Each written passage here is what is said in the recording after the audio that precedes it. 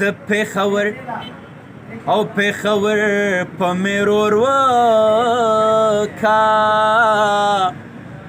و د ګل نازکه یاره خدای به دې ساتینا او زما لالا زیر ورکوي او پښتوی سر شوه زه یې خوریري کړمه یو خوا پښتو بل خوا جانان دی زه د پښتو زنځیر شلوم جانان لزما او د لونګینه میل به جوړ کما زمیلالی زرګر ته نه محتاج ومه او نیستې پیغور نه دی جانانا زه په چار بانګ مې چنه ستا دپاره کړمه او مولا تا دي کا ځان وایه د جنې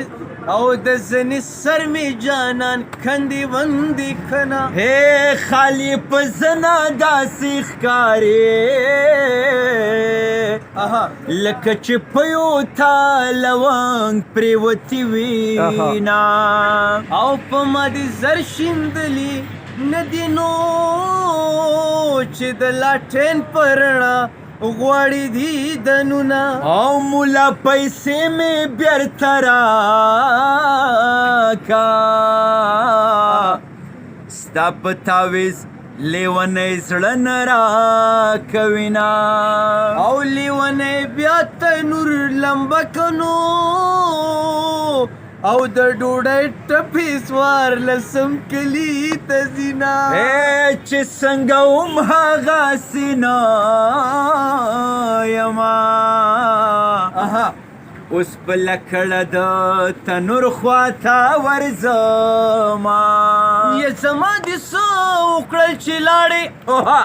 او خپله به جاړې ما به غواړې نه به یم او زرې زرې زړه به راټول کم جانانه تا به پکې نه راټولومه او زرې زرې مې ورله یوسئ چې لیونی را باندې ویرو کې مینا او د لیونی ارمان پورا شو په لارو ځې په کاڼو ولې زیارتونه یا په زیارتونو یې غوښتلمه او په باباګانو رانه ځان اوس خلاصوینه چاته به تور چاته به سپینه ماته د زرو کټوری ښکارې میانا او مینه دې پټه پاتې مشه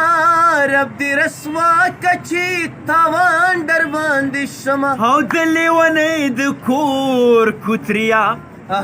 سړې ډوډۍ درله په جیب کې ګرځومه او مینه مې پټه پاتې نه شوه د یار په غږ پسې سرتوره ووتمه مبارکي دې ولې راکړه زه زوړه شنه په نوي کله بدلومه او که زوړه شنه مخې له راغې په نوي یار به ورته لار جارو کومه بېګا دې ما سره واده د سپي په غپ پسې به لس فرلانګه تلمه یا بې مناسبه راته ښکاري د ډولۍ مخې له مې مه راځه مینا د جنازې بازو مې نسا چرته به ما په راستۍ خوله درکړې وینا او خوله یې د وینو ډکه راوړه جینۍ په یار پسې بنګړي خوړلې دینه او په ما مینو رارسېږې نن مې ډولۍ د کلي منځ کې تیروینا او